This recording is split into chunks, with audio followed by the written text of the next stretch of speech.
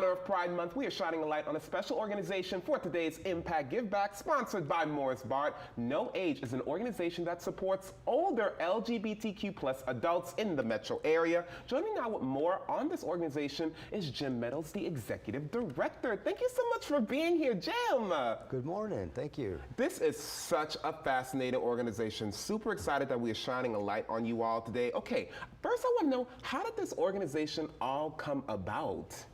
Well, it started about 8 years ago. A local attorney named Jason Wagaspak had the idea. He noticed that his neighbor, who was gay and had lost his partner, looked really lonely, and he was staring out the window. And Jason was saying, you know, what exists in New Orleans to support, you know, this generation of people that created the LGBT community, and there was nothing at the time. Right. So he worked with some other local leaders to create No Age. It's such a genius idea, everybody, and you all work with the older population, our elders, we'll call them. Why did you all choose that, and what's considered the elder age, you know, for No Age?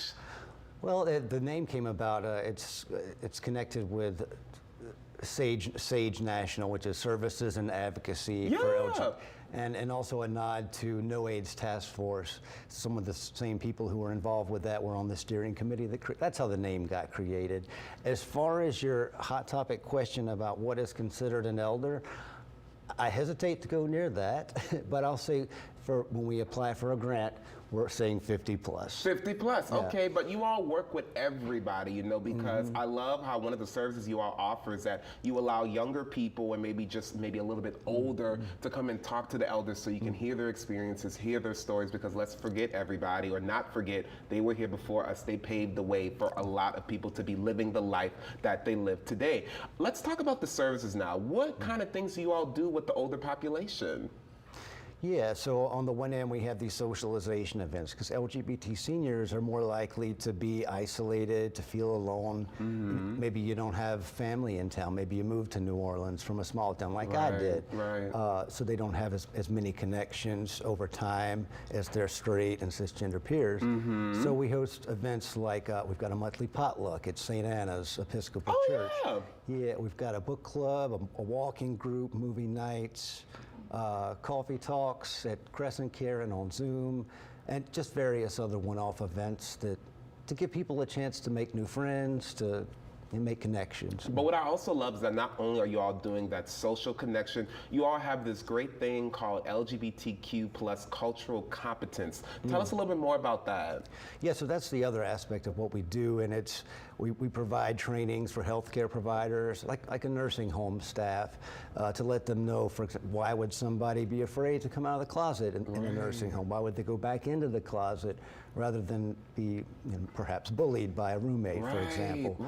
And just kind of educating people who work in healthcare about the specific needs of LGBT elders as they age. It's all important, everybody. Always continue at your education. It's so important. But I also love, like I mentioned earlier, that you all work with younger people. Talk to me a little bit about those experiences when we have the younger people come in and get to talk to all the LGBTQ plus elders. What's that like?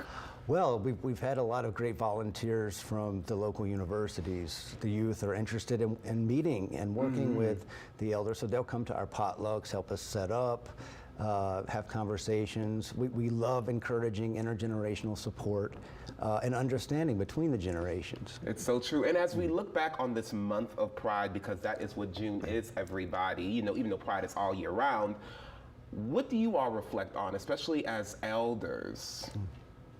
Well, you know, I feel like that the LGBT elders are the reason there is a Pride. And I think sometimes that gets forgotten, that there were some events that happened in the late 60s, early 70s, and in New Orleans, I think the first major Pride event was in '79. And so, you know, the people who made that happen, who gave, you know, the youth an opportunity to live a full and authentic life, to love who they love freely, we owe just a great debt to that generation. Absolutely. We love you, we respect you for sure. And you know, let's look at 2023, right, Jim? You know, rights are being under attack. A lot of people are saying, you know, ban this, ban that. It's looking like we're going backwards, right, instead of going forward. It's 2023, everybody. What advice can you offer the younger generation and the current generation on how we can continue to move forward and not be so saddened and oppressed by some of the things that's happening in government, both locally and nationally? You know, it's tough, but I would say take heart. Look at your history. Look at what was happening in the 1980s and 1990s when there was such a negative reaction to the community when we were at the height of the AIDS crisis. Look at the changes that have happened. Yes, there have been setbacks, but our elders have fought these battles before and they've won them. So I think that's important to keep in mind. And that's great that your organization is allowing the elders to be celebrated and be able to be connected with other elders and younger people, because at the end of the day, if we don't know where we've been, how do we know where we're going? Okay, Jim, thank you so much for being here. Happy Pride Month to you, my good sir. And look, for more information about all the services that No Age offers, you can log on to noagenola.org or follow them on Instagram at LGBTQ Elders No Less.